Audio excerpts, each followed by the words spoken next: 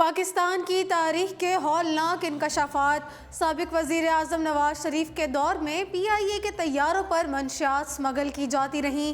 دیکھنا ہوگا کہ رانا ثناءاللہ کا اسمگلنگ سے کیا تعلق تھا۔ صحافی نے دعویٰ کرتے ہوئے کئی سوالات اٹھا دیے۔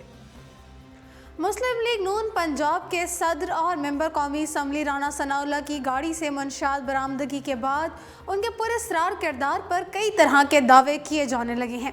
صحافی صدیق جان نے دعویٰ کیا ہے کہ سابق وزیر اعظم نواز شریف کے دور اقتدار میں پی آئی اے کے ذریعے منشیات سمگل کی گئی۔ صدیق جان کے مطابق اگست 2017 میں سینیٹ کی کمیٹی برائے داخلہ میں پاکستان کے ایئرپورٹ کے ذریعے جو سمگلنگ ہوتی تھی اس کی رپورٹ طلب کی گئی تھی۔ اس رپورٹ میں انکشاف ہوا تھا کہ نواز شریف کے پہلے 4 سال یعنی کہ 2013 سے 2017 تک پی آئی اے کے 11 جہازوں کے ذریعے تقریباً 3 من ہیروئن سمگل کی گئی۔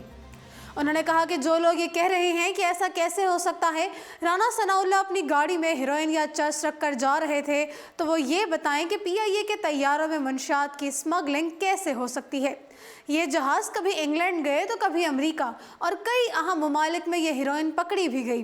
اس وقت یہ بھی انکشاف کیا گیا کہ ایئرپورٹ پر اسلحہ اور منشیات لانے کی روک تھام کے لیے جو سہولیات دی جانا تھیں ان کے لیے فنڈز ہی نہیں دیے گئے، نہ ہی اچھے سٹاف کو بھرتی کیا گیا، نہ ہی سکینرز لگائے گئے۔ یہ بھی بتایا گیا کہ 3 من ہیروئن جو سمگل ہوئی تھی اس میں افغان سمگلرز ملوث تھے، اور یہ بھی بتایا گیا کہ پی آئی اے کے خاکروب سے لے کر انجینئرز اور ایئر ہوسٹس تک ملوث تھے۔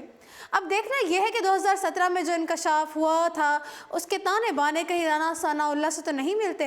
انہوں نے رانا ثناءاللہ کی اہلیہ کا ساتھ دینے والے صحافیوں کو بھی آڑے ہاتھوں لیا اور کہا کہ ان صحافیوں کو چاہیے کہ وہ منشیات سمگلنگ کیس میں پکڑے جانے والے تمام ملزمان کے اہل خانہ کے ساتھ ایسے ہی وقت گزاریں تاکہ واضح ہو سکے کہ ان کی ہمدردی صرف رانا ثناءاللہ کے ساتھ نہیں بلکہ باقی قیدیوں کے ساتھ بھی ہے۔